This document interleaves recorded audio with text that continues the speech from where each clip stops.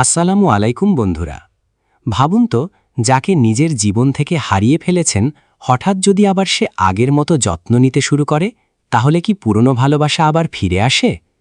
অর্জুন নিজের হাতে অহনাকে হেলমেট পরিয়ে দেয়, আর বহুদিন পর দুজন আবার একসাথে স্কুটিতে রওনা দেয়।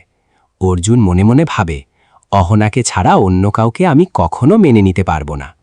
অন্যদিকে অহনার চোখেও জল।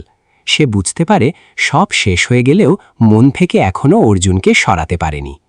কিন্তু বাড়িতে ফিরতেই শুরু হয় নতুন ঝড়।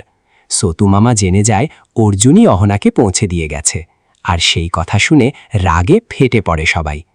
এদিকে অর্জুনের বৌদিরাও সরাসরি প্রশ্ন করে বসে, তুই কি সত্যি এই বিয়ে করতে চাইছিস?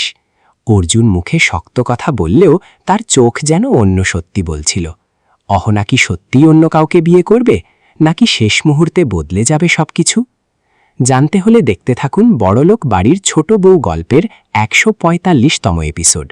ভিডিওটি ভালো লাগলে লাইক, শেয়ার আর সাবস্ক্রাইব করতে ভুলবেন না।